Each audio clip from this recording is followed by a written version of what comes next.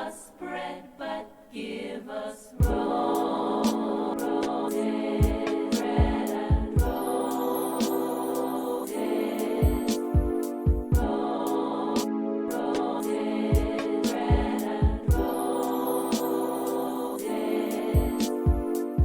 Hi, everybody. Welcome to And Roses. My name is Jordan, and I'm joined today by Lupe Blancas, who is a student at State University Northridge studying documentary filmmaking. As a member of the Young Democratic Socialists of America, or YDSA, Lupe has been involved with campus organizing to free Palestine and the Israeli genocide, and specifically to pressure the school to divest from investments in Israel. So today we're going to chat about Lupe's journey to getting involved in student activism. We'll talk about what it's like to be organizing on a campus that, at least so far, hasn't achieved the critical mass of support to do something like build an encampment. And of course, we'll chat about the challenges inherent in holding a dream of using filmmaking to promote leftist socialist causes. Lupe, how are you doing today? Hi, I'm doing great today. Thank you for having me. Yeah, absolutely.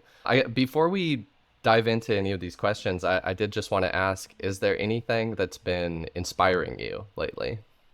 I'd have to say my fellow students and students across California and actually across the country who are participating and putting in their work. So I feel like watching them makes me inspired to do what I want to do, what I'm doing here. Yeah. As the encampments started really taking off at campuses across the country and obviously all sorts of demonstrations, protests, was that how surprised did you feel? Did you think that something like that was possible to take place, during your years as a student? From history, you've seen student activists like in Vietnam being the most recent example previous to this. So it wasn't surprising, but it felt like finally, great, we're getting together, we're doing this as students. So I felt very inspired by them, and it felt we are making progress. Yeah. Well, and CSUN itself actually has a real history of demonstration student activism. I think it was the late 60s, early 70s, where there was a lot of demonstration related to the fact that it was a really disproportionately white university, and they established a Latino studies department in response to student activism. That's something that I've learned about in history books. Is that something that, I don't know, you as a student at that school, is that something that people are aware of, talk about? Actually, no, I didn't know about that, but I wouldn't be too surprised, just because at times I feel like past student movements, again, like I mentioned Vietnam, but there's so many things in between that get thrown under the rug and forgotten through history. So I feel like me not even knowing that, even though I attend CSUN, is such a, wow, of course, that wouldn't be something that's spoken about.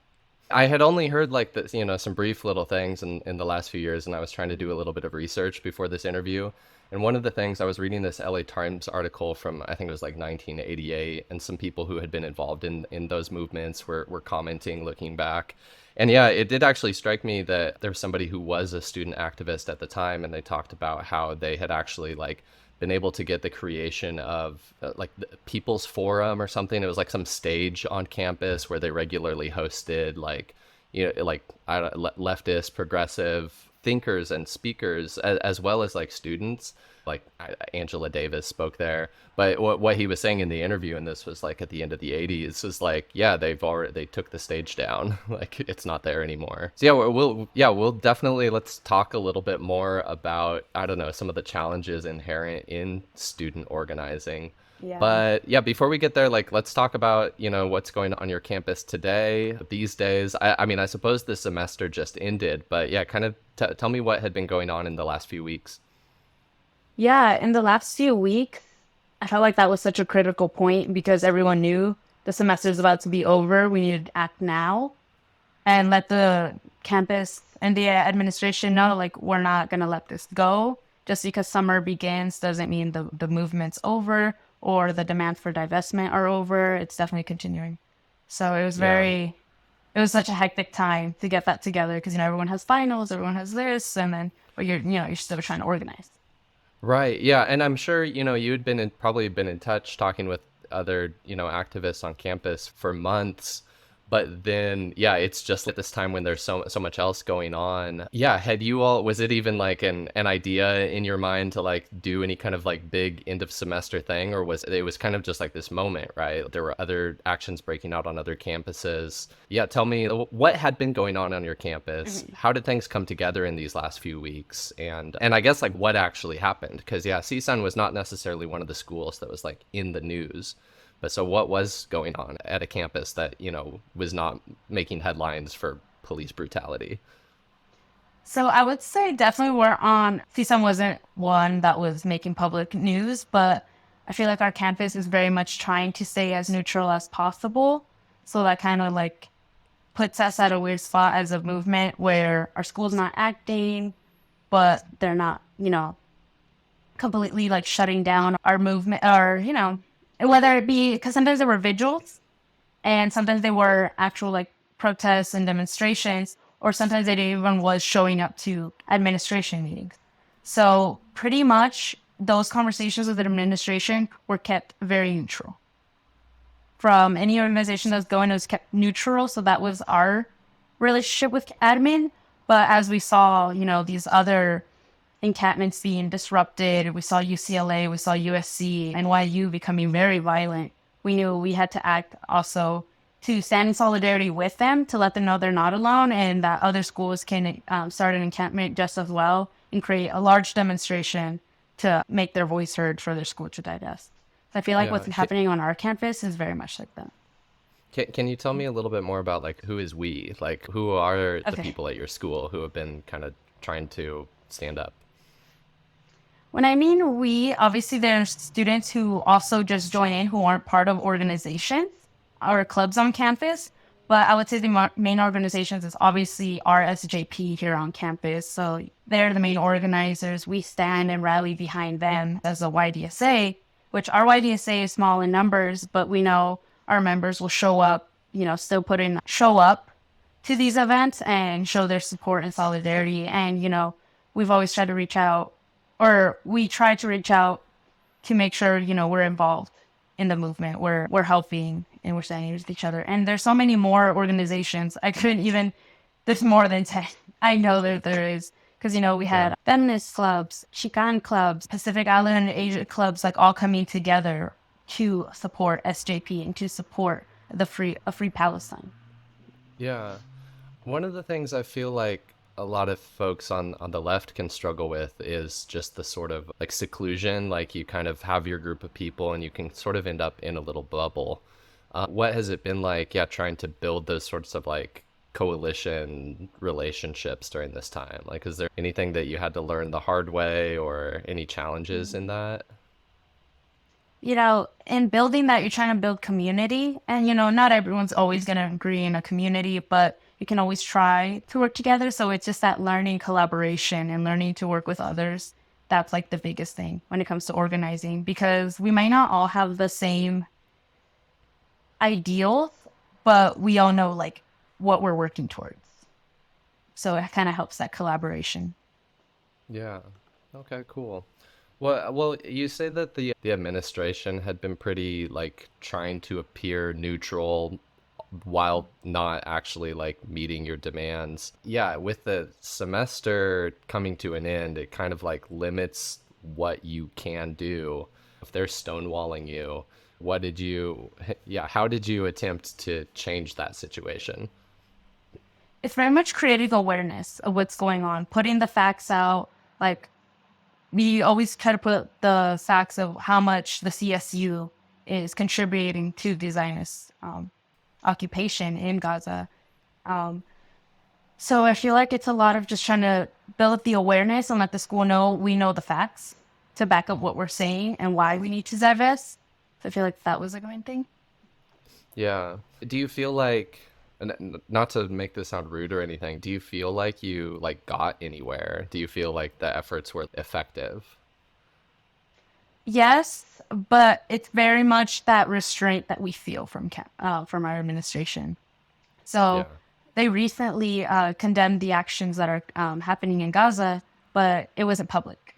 It was done in a admin meeting, I believe, and we all heard and we're like, great, like that's great, but It wasn't done publicly, and it just kind of felt a little backhanded, you know? They're like, hey, we're Yeah. acknowledging, but we're not going to meet those demands, though. So Yeah. it's just a little troubling, but we know we're better than where it was from square one. Because SJP had existed way long before, you know, I got to CSUN. And right now I feel like, you know, we've made strides. They know we're demanding this and we're not going to let it go. So I feel like in a way, yes, we very much have made progress, but it's not as much progress as you'd hope for. Yeah. Are there like, I mean, I guess a lot of people are going home for the summer right now. Are there, yeah, what does like next year look like? Has anybody sort of talked about that? Or not that if you're working on any secret plans, you need I was to like, reveal them, but we're not letting it go. We'll definitely say that. Like, us as students, we're not letting the demand for divestment go. So it will still continue. And, you know, even though we have to go home, that doesn't mean the movement is over. We can all do things from our hometowns, you know, and from our cities, because, you know, the divestment isn't just from our schools, it's for everywhere. So, yeah. Well, and I want to talk a little bit about that, but real quick, I did also just want to ask, like, even if the administration was appearing like neutral and they're not necessarily like calling the cops to shut down any of the demonstrations that you did, I think you were telling me like there was some opposition, like you would have some like counter protesters coming out sometime. What did that feel like? it wasn't scary. I'll say that, but it's very much, you know, they're just trying to antagonize you and get that rise out of you. I wouldn't really, personally, I wouldn't pay too much attention to it because I know what I'm there for and I'm not going to give them that satisfaction. It's definitely frustrating when you see fellow students being the counter protesters, just because, you know, you'd hope that they'd understand that this situation and that we shouldn't be supporting Zionists. Zionist money coming into school and school, you know, providing or funding genocide. So Yeah. it doesn't feel fun seeing counter protesters show up because it feels so common sense, like stand up for your fellow human being. So I feel like it's just more the frustration of that for me. Yeah. What were there any like specific interactions you've had with like fellow students that have been, yeah, extra frustrating? It's just those comments.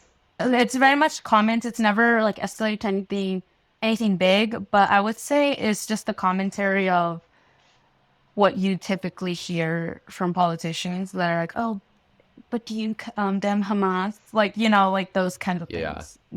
Those kind of comments. Yeah. Well, Yeah.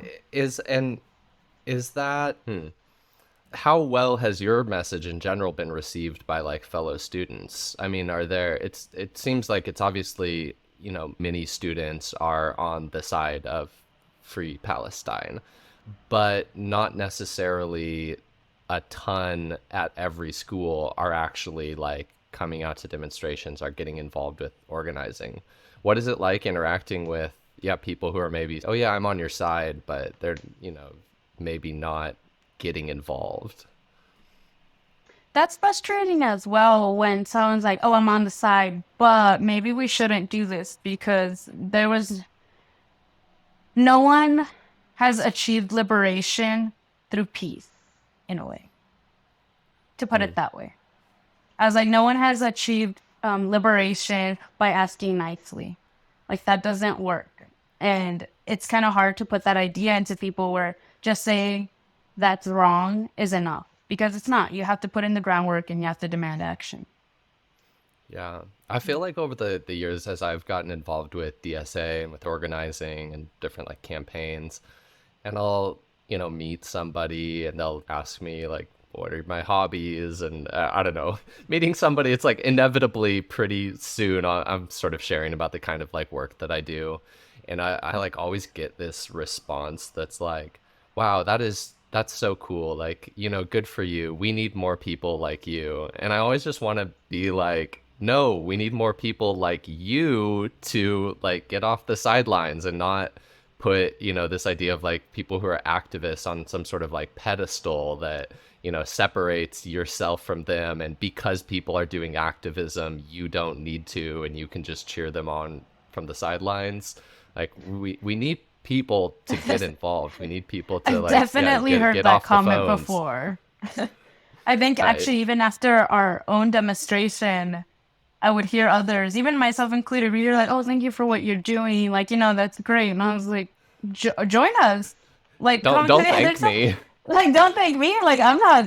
I feel like I'm just spreading awareness here. Like, I'm just another human being saying we should not be watching a genocide happen. I feel like it's just like, basic empathy to show up for another or human being. So it just kind of feels funny when someone says like, "Oh, thank you for what you're doing." It's like anyone can do this. Like, this isn't like a special badge that you wear. It's just something that you do. Yeah. And it's that idea too of like, yeah, like I'm here to spread awareness, but also like if I fail to like compel more people besides myself and the few other people working on this already to like step up and do something, then in a way like I feel like I've failed. Or I mean, it's like, and you can't beat yourself up too much because everybody is ultimately responsible for their own choices, but yeah, it's I don't want to like just spread awareness. I don't need Exactly. you to It's just just be like, I'm here to aware. bring out the word. Like, yeah, that's very tough because it's just like, again, it feels like that target of people where they're like, "Oh, I just kind of know what's going on, but you're not putting in the work." So boycotting, like that is so important right now to be boycotting. So it's not just like, "Oh, I'm gonna post like a free Palestine on my Instagram story," or put the Palestinian flag as my Instagram profile picture. Like you have to actually do the work. Yeah, Again, yeah, so yeah, like that backhandedness, like, "Oh, thank you for what you do. I'm gonna go post an Instagram story." Like, no, yeah, let's be boycotting. Let's be demanding for divestment. Call your representative. There's so much you yeah, can do. yeah, absolutely. And I'll try to in the episode description in case anybody is feeling like a little guilty listening to this, or if anyone's listening and feeling moved to do something, I'll add in the episode description some resources of ways that people can get involved. Yeah, back to that kind of like campus organizing specific question, it is interesting. There are these sorts of like hard limits put on campus organizing. Like, yeah, CSUN back in the 60s, 70s. One of the other things that I read in this article was that there was, I actually wrote it down somewhere. Oh yeah, so there was this like underground newspaper called Outcry that students were running, and I don't know how they afforded to print it. Maybe they were just selling copies, but it had a circulation of about 5,000, and it lasted for 5 years. And looking back, somebody in the article was just saying like that's actually like almost unprecedented for just this like a student project to last for 5 years, because not only does the term come to an end and many people go home, but then it's just like there is a set amount of time that anybody actually is at a university. There's not somebody who's there's not a student who's there. I mean, unless you like continue through like graduate studies at some place. But yeah, I guess just kind of curious about how you think about the bigger picture, like building capacity, building strength in this struggle beyond campus organizing. Yeah, that's why I feel like that encouragement to organize even outside of campus, like, organizing your community. I feel like building community is the most important thing you can do. So starting at home or, outside of campus in your own personal communities is very important because the moment you feel like it's only like a school thing, then that's just homework. Yeah, Like you need to bring it out. Like you need to bring it outside of campus. It's a practice, You don't just like suddenly like don't buy Starbucks on campus, but when you're off campus, suddenly you're there. Like, you know. yeah. Well, and one thing that I think has been cool to see in this moment has been, so you're a member of YDSA, and I know that a lot of folks like YDSA is a national organization, part of DSA, and there's been a lot of like folks working in this time to kind of build those connections like across campuses. And then it's like even, after graduation, there's still, yeah, there are more Democratic Socialists working on other like non-campus projects. Tell me a little bit about YDSA, how you came to get involved, and what it's been like sort of stepping into a position of leadership there. Yeah, so when I was looking up CSUN, obviously I wanted to see what clubs they had, and I came across the YDSA, and I saw the word socialist in it, and so I started doing some research on who they were, what they were about, And it seemed like it was only one of the only socialist clubs on campus, if not the only one, at least that I'm aware And of. were you specifically wanting to be a member of some socialist club or organization? I'd say yes, because I definitely do fall like on that leftist socialist like ideals personally. So it's definitely something that I wanted to specifically seek out or at some sort of activist club because that's what I was in all through high school. So that was Yeah. kind of like leading me to that path. Okay. So, but it was, but you weren't necessarily like in some socialist group before. This was sort of like a step that you were trying to take for the first time. Is that right? Yeah.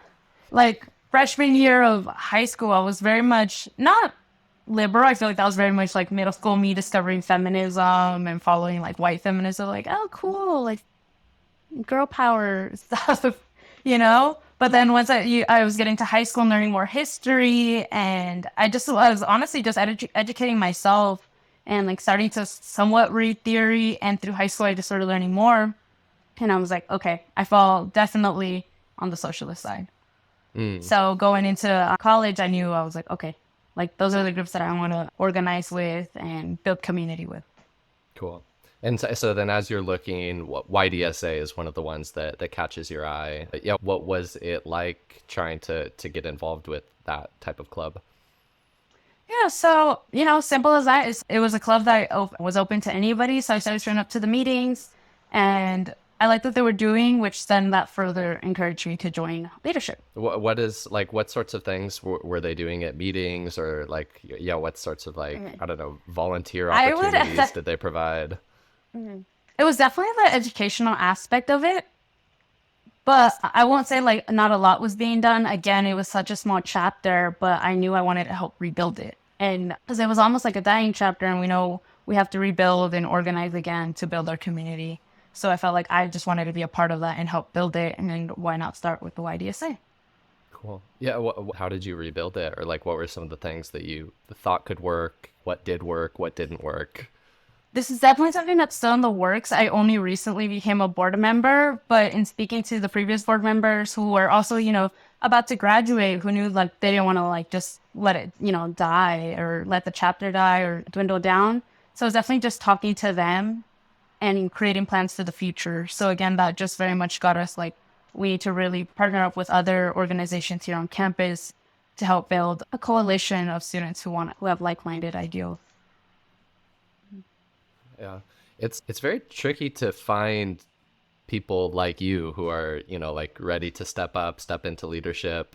And It's there's never this like, yeah, there's this like, I don't know, success win mindset Instagram quote. I don't know, it's probably some motivational speaker, but it's stuck with me. It's this idea of like you need to be prepared to get lucky. Like you can't like count on being lucky for everything in your life, but also like if you're not prepared for the opportunity, it'll pass you right by. And I think that's something that's so interesting about trying to build a movement, build sustainability, find like new people, is that like it's not every day that somebody comes along that's like, yeah, I want to get involved with socialism and I'm like ready to step up and take on responsibility. But it does sound like the people who were kind of like your predecessors, they were prepared a little bit. Like they were looking for somebody like you and they were able to support you in stepping up. Is that right? Yeah, it was definitely helpful getting support. When I went to this YDSA conference in Atlanta, I feel like from there and speaking to other like national leaders and other campus leaders, if it was the encouragement there because I was definitely not ready. I didn't go in mind into joining DSA that I was going to be a part of leadership automatically, but I saw, they were graduating and being talked to the other previous officers of our YDSA. It was definitely just encouraging or like, okay, like go for it. And again, like you said, just taking that opportunity because I was like, when else am I going to also be able to help out like this on campus? Because I wanted to make the most of my time here on campus or like while I'm Yeah. there. So I guess you're stepping up as a leader, you're getting this sorts of encouragement. And then, yeah, was that like just a few months ago that you sort of stepped into that position, or how long ago was that? The official position was announced honestly early this May. Like early Oh, really? May, like that was like official that I was going to be a part of the leadership for the next school year. as like, Oh, okay, I they were see. all, yeah, like as they were all graduating, or not all graduating, but our main officer was graduating and one was stepping down. So it was just the time. I was like, okay, this is it. Like, this is an Yeah. opportunity obviously presenting itself, and I wanted to take it. I was like, why not? Like, you don't learn unless you do it. So it felt like such like a gutsy move for me, but I was like, okay, but I am prepared for it and I'm ready to learn and I'm ready to, become more active. Like, you don't go into I didn't went into it knowing everything, but I'm always willing to learn and improve as I go. Yeah. Well, yeah, let's take an even bigger step back and just talk a little bit about like your own story and kind of like how you got here. You were saying like a little bit about, yeah, kind of starting to be interested in like feminism in middle school. Yeah, what were some of like your early experiences? Like, I don't know, what was your family's political background like? Was that, did you grow up in a household where, people that was something that was encouraged or no? My family was pretty much typical, like conservative-ish, but kind of moderate. So I feel like that's where my family kind of fell on the line, but I was always very much outspoken. I don't know where it came from, but I just knew I didn't like what I was seeing. Like from an Yeah. early age, I feel like I was always like, why? Why is that not happening? I remember when gay marriage was still, I saw people still advocating for that to be legalized in like fifth grade. And I was like, no, they should be allowed to get married. I was like, why? Why not? Like, why are we denying this to people? And me as a child, obviously, like not fully understanding what I was saying, but I knew what felt right and what felt wrong. I just knew I was like, oh, well, why are people behaving this way? And then again, jumping to middle school, that's where feminism came in. And I was like, yeah, there's like, we live in a patriarchal society that's hindering opportunities for women, et cetera, et cetera. And Yeah. then from there, I just started realizing this is a rabbit hole. I started unpeeling these layers and I was like, wait a minute, this isn't just patriarchal society. Now I'm looking at the capitalist society, like what is this doing as a whole? And obviously the racial tensions in this country and systemic racism in this country. From there, then I was like, okay, yeah, like I really, like we need to do something about this. I didn't know what, but I knew I needed to join something. And I think that's from high school, that was inspiring me to start, like, using my voice. Any platform that I had, I knew I wanted to use it to bring up these issues of like systemic racism, inequality, things like that. Like, I mean, that can be like a tricky place to be in. And I think a lot of people get there is like, I want to do something, but what? And so, yeah, for you, like, what were some of the avenues that you were able to find to begin like expressing those things or actually like engaging directly? I would say it kind of actually started off with GSA, which is like the Gay Straight Alliance on campuses, which was, like something that mattered a lot to me. I had a lot of queer friends. I am also queer. And then from also coming from a very heavy like Latino and Hispanic community, we also see the issues that we face as a community, racism. And obviously 2016, when I entered high school, going into freshman year, I very much started hearing more about politics because I would very much look at feminism in middle school and all that from like an outside perspective. But in high school, I realized I'm like, no, our politics really affect all of this. Like, as much as I knew about, past laws like that were unfair and unjust, I feel like in high school, it really like kind of clicked in my head that I was like, all these systems are working together and are like the root cause of everything. Like, oh, we look at systemic racism, we look at gender inequality, the pay, like, well, I was like capitalism. Yeah. I feel like it was just that for me. It was very much these ideas that I just kept putting like, one and one together of like systemic racism and capitalism, for example, like those two things like working hand in hand to uphold that racist system that I was just like I can't stand for this anymore. Like we really need to do something. So I feel like that was like leading me to the path of like wanting to be an active member in my community and you know Yeah. Is there like I feel like for myself as I've gotten involved with organizing and there's a number of things that like I feel like my perspective has changed over the years on like different approaches that work or different tactics or like what should be our short-term goals versus long-term or whatever. Is there anything that you feel like Yeah, over the last several years as you've gotten more involved, that your perspective has like changed on like what should we be doing, or like what approach should we take to do something about these issues we care about. I feel like my approach definitely has changed.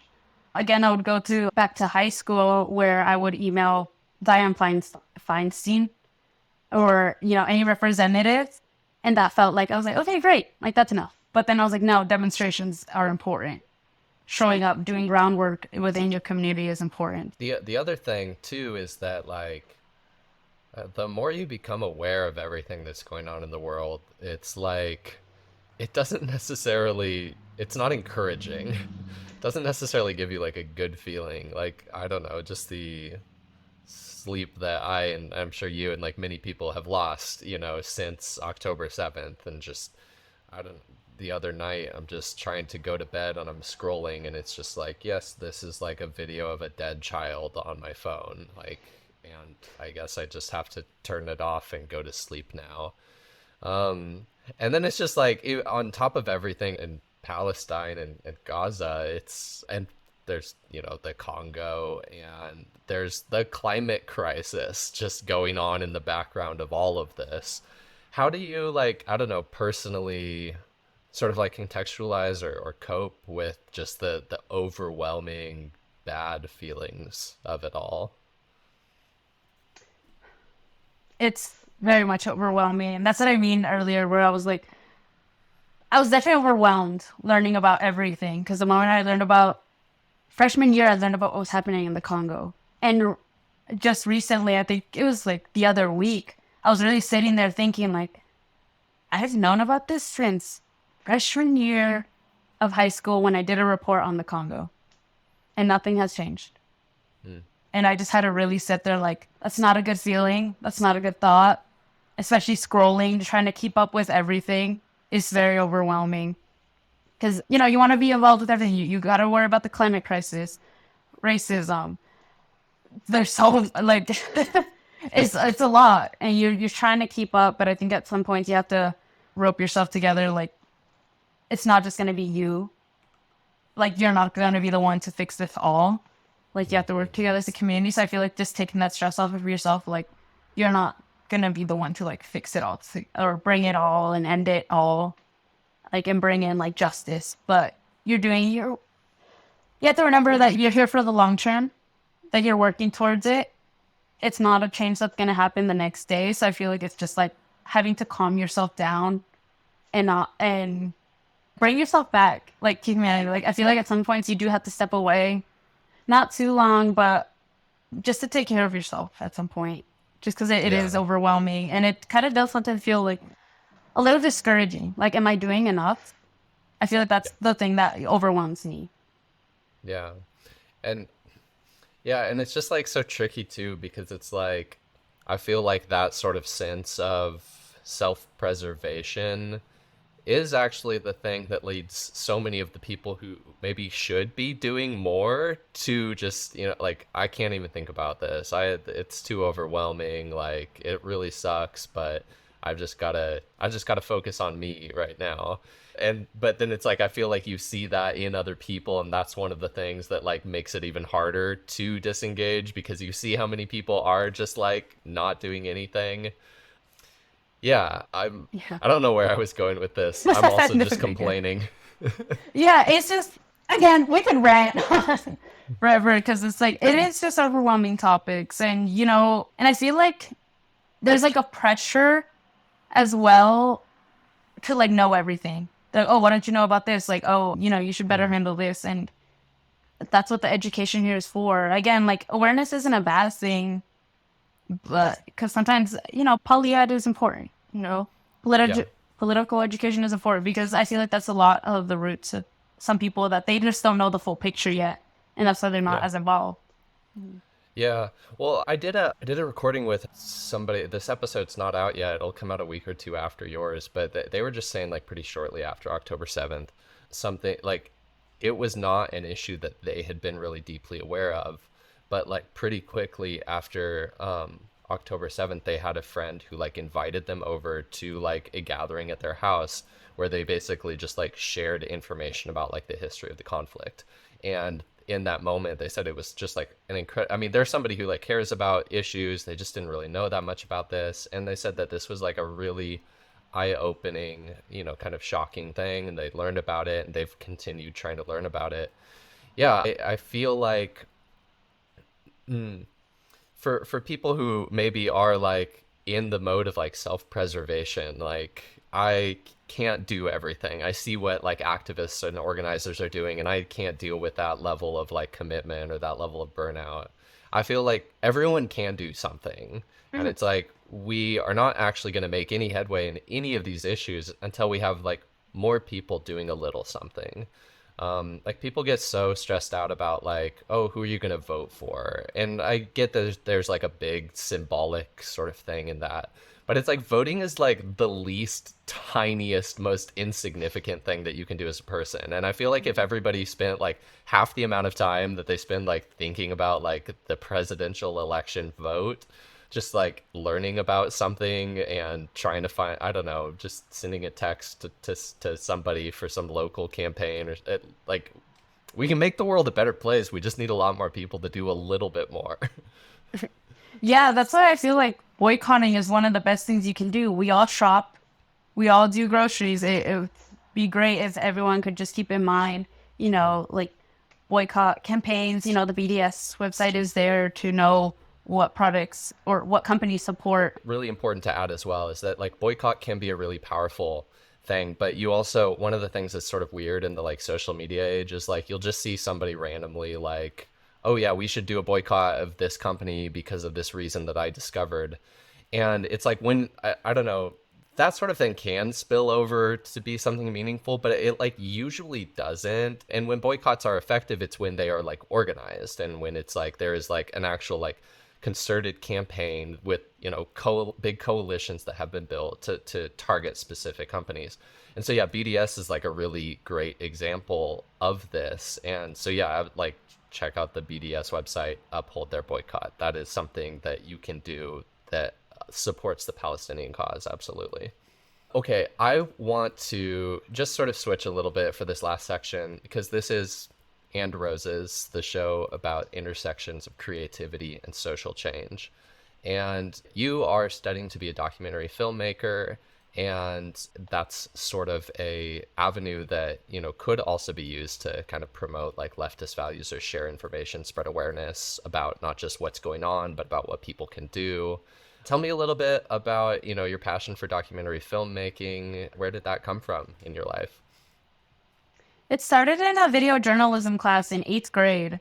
And we started making documentaries about people in our town. And at one point, we interviewed a World War II veteran. And that very much clicked into like my love for history and knowing, about the past. And from there, I knew I was like, okay, I want to do this. Like, this is like helping me share other people's stories who I am being inspired by, or I feel like it's important to tell their story because it's unique. And my activism was very much working hand in hand because like I told myself like any platform that I have, I'm going to use it. And documentary filmmaking, like how else?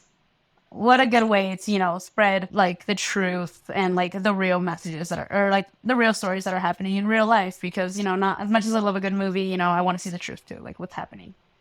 Yeah. Do you So I have feel dream projects? If somebody gave you a blank check and, said they were going to support, production, distribution, yeah, what subject would you love to tackle?